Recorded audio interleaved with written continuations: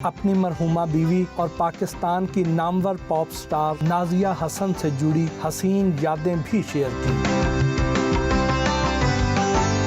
तो ये जो इतना स्विमिंग पूल वाला खूबसूरत एरिया है, पूरा वीनस का थीम दिया हुआ है और आपने इसको एसोसिएट किया हुआ है हनीमून के साथ। हाँ जी, तो हनीमून की पिक्चर तो कहीं पे भी नहीं है मेरे ख्याल से, क्योंकि पिक्चर्स यहाँ पे नहीं लगा सकते, वो पिक्चर्स तो बेडरूम में मैं प्रिपेयर करता हूँ।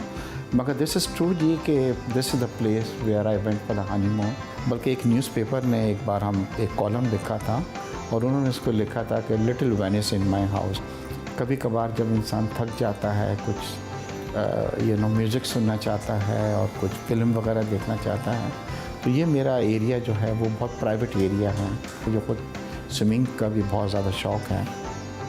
ये आप देख रहे हैं कि ये जूक बॉक्स है। जैसे यूके के अंदर अगर आप जाते हैं तो आप देखते होंगे कि यूके में अक्सर लोग कॉइन्स डाल के अपनी पसंद का गाना, तो मैं जब एक बार यूके गया तो मुझे जूक बॉक्स बहुत पसंद आया। हॉलीवुड के जो बहुत ज़्यादा पुराने स्टार्स हैं, इनको आप जानते होंगे, जैसे हम्फ्री बोगर्ट, आपको तस्वीर नज़र आ रही होगी, इंग्रिड बर्गमैन है, वो हैं, इस तरह सोफिया लॉरेन, चार्ली, ये तमाम। और ये जो हैं ये तमाम नए आर्टिस्ट हैं जो लोग ज़्यादा इनको जानते हैं, और ये उनके ऑटोग्राफ के साथ इसके अंदर फ़ोटोग्राफ्स हैं। एक वक्त मुझे शौक़ चढ़ा था, कार प्लेट्स जो होती थी, नंबर प्लेट्स, इनको मैं कलेक्ट करता था। और इसके अंदर कई ओरिजिनल प्लेट्स हैं ये, और आप देखेंगे तो कुछ 58 की और 60s की भी इसके अंदर प्लेट्स हैं। मगर 9/11 के बाद एक बार जब मैं एक प्लेट कैरी कर रहा था तो मुझे काफ़ी मुश्किलात का सामना हुआ USA में, और उसके बाद मैंने अपनी ये जो एक शौक़ था या हॉबी थी, गिव अप कर दिया। तो नाजिया हसन के गाने भी सुना करते हैं? डेफिनेटली जी, मतलब उनके भी मैं गाने हैं, मेरे पास एक अच्छा कलेक्शंस है। कौन कौन से गाने आपको उनके अच्छे लगते थे? उनका एक गाना जो उन्होंने भी मुझसे पूछा था कि कौन सा पसंद है, डाली दे थल्ले जो उनका था वो डेट इज़ मुझे बहुत टच करता है। तो टाली के थल्ले बैठे थे फिर आप? हाँ जी, but definitely we travel a lot. हमने शादी के बाद कोई 40 कंट्रीज़ की मतलब विज़िट की, और बड़ा अच्छा टाइम था। It was a beautiful moments थे जो मैंने चेरिश किए हुए हैं जी। कोई आपके लिए भी उन्होंने कभी कोई गाना गाया? मेरे लिए कोई गाना तो नहीं गाया, बट वो अपने जो गाने थे वो बच्चे के लिए अक्सर जो था, जब हम साथ होते थे तो वो लोरी ज़रूर सुनाया करती थी बच्चे के लिए। ये जो एरिया है जहाँ पे आपने ये सब स्टार्स की तस्वीरें लगाई हुई हैं, तो इसमें आपने नाजिया हसन को एज ए स्टार भी नहीं आपने कंसिडर किया?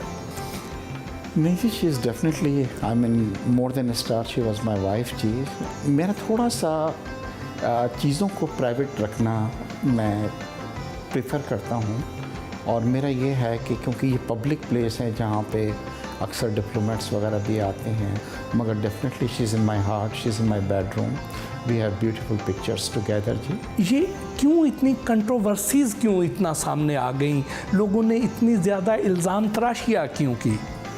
बट सब देखिए, हाँ, जब आप शोबिज़ के अंदर शादी करते हैं तो आपको ये तमाम चीज़ें फेस करनी, क्योंकि कैमरा जो होता है वो आपके बेडरूम में चला जाता है, और लोग बात का बतंगड़ा भी बना लेते हैं। उनको दोबारा कैंसर आया तो इस तरह की बातें उड़ाई गई कि हम लोगों में बन नहीं रही है। नाजिया की डेथ से कोई 4 महीने पहले हम लंदन के अंदर जब थे, हमने इन तमाम चीज़ों की तरदीद की थी, और वो मेरे पास इंटरव्यू आज भी मौजूद है। जब नाजिया की डेथ हुई तो उस वक्त ये आखिरी दिनों में इस तरह की बातें आई कि जी मेरा शायद किसी से अफेयर चल रहा है, मैं शादी कर रहा हूँ। आज नाजिया की डेथ को कोई 16 साल से ज़्यादा हो गए हैं, आज तक मैंने उनके बाद कोई शादी नहीं की। बिकॉज जब एक आप किसी ऐसी शख्सियत के साथ आपने वक्त गुजारा हो जो ना सिर्फ एक खूबसूरत थी, आउटसाइड भी खूबसूरत थी और इनसाइड भी खूबसूरत थी, तो फिर बहुत मुश्किल हो जाता है आपके लिए कि उस पाए की किसी शख्सियत को दोबारा। और मैं जब किसी से मिलता हूँ तो उनमें मैं वही चीज़ें तलाश करने की कोशिश करता हूँ, मगर इन बातों में कोई सदाकत नहीं है जो लोगों ने ये उड़ाई थी, जिसके अंदर ये था कि डाइवोर्स हो गई है। Up to the last moment में जब वो इस दुनिया से गई हैं, शी वाज माय वाइफ, वो मेरे पास UK अथॉरिटीज़ के वो लेटर्स हैं जिसके अंदर ये मेंशन है कि वो किसकी वाइफ थी। ना मेरे पास लाइफ में इतना टाइम था कि मैं इन चीज़ों को क्लैरिफाई करता, तो मैंने कभी इस चीज़ को मुनासिब नहीं समझा। आज आपने जब इस पे सवाल किया है तो मैंने आपको ये जवाब दिया है। मेरा इन तमाम चीज़ों को एक ही सदाकत है इस चीज़ में कि आज अगर उनकी इतने साल बाद मैं सेटल नहीं हुआ हूँ तो इट मीन्स कि मैंने उनसे प्यार किया और मैं उनसे प्यार करता था, और आज भी अच्छी यादों के साथ मैं अपनी ज़िंदगी गुजार रहा हूँ। उन्होंने चूंकि खुद से ये डिसीजन लिया कि मैंने अब सिंगिंग का कैरियर आगे कंटिन्यू नहीं करना, तो क्या ये वजह तो नहीं थी ये जो कंट्रोवर्सीज जन्म लिया? नाज़िया की फैमिली से मेरे ताल्लुकात ख़राब हो गए। उसकी सिर्फ वजह ख़राब होने की ये थी कि they wanted Nazia to continue the singing, because एक इसमें बहुत ज़्यादा पैसा होता है, इसमें बहुत ज़्यादा चीज़ें होती हैं। और फिर उनके भाई जो थे उनका लिंक जो था वो नाज़िया के साथ था। अगर लोग आते थे और कोई कॉन्सर्ट करना चाहते थे अमेरिका में, यूरोप में, जापान में, तो वो ये कहते थे कि अगर नाज़िया होगी तो वो भाई को लेंगे। तो जब ये चीज़ें बंद हुई नाज़िया ने सिंगिंग, तो उसका तमाम मलबा जो था वो मुझ पर डाल दिया गया। तो नाज़िया ने कभी अपनी फैमिली को, अपने पेरेंट्स को, अपने भाई को, उनको समझाने की कोशिश नहीं की? डेफिनेटली जी, उन्होंने समझाया और फैमिली उनको फोर्स करती रही कि नहीं ये अच्छा एक फ़ैसला नहीं है, मगर वो उस फैसले के अंदर नाज़िया से ज़्यादा दे ब्लेम मी। यानी वो समझते थे कि आपने उन्हें वर्गलाया। वर्गला दिया, ये लफ्ज़ I think this is the right word, कि मैंने उनको वर्गलाया है, जिसकी वजह से ज़ुएब का भी सिंगिंग कैरियर अफेक्ट हुआ जी, मतलब, और फैमिली को भी फाइनेंशियल भी नुकसान हुआ। आपके जो बेटे हैं वो चूँकि अपने ननिहाल में रहे हैं तो उनका झुकाव तो यकीनन उधर ही होगा। देखिए डेफिनेटली ये तमाम चीज़ें होती हैं, मगर एक एजुकेटेड जो लोग होते हैं वो फैक्ट्स एंड फिगर्स पे जाते हैं, इस चीज़ पे नहीं जाते कि किसी ने क्या कह दिया उसके अंदर। एंड माशाल्लाह वो समझता है और he is with me. Nazia की वो कौन सी ऐसी बातें थी जो आज भी आपको याद आती हैं?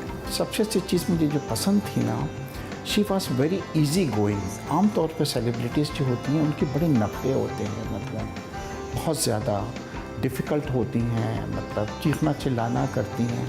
आप यकीन करें कि हमारे घर के अंदर जितने सर्वेंट्स थे कभी कोई ऐसा नहीं हुआ कि कभी किसी पर नाराज़ हुई हो। खाने के मामले में उनकी जो चीज़ें मुझे पसंद थी कि आप यकीन करें कि इतना सिंपल खाना पसंद करते थे कि दाल चावल मुझे बनवा दें तो वही शाम में हम खा लेंगे।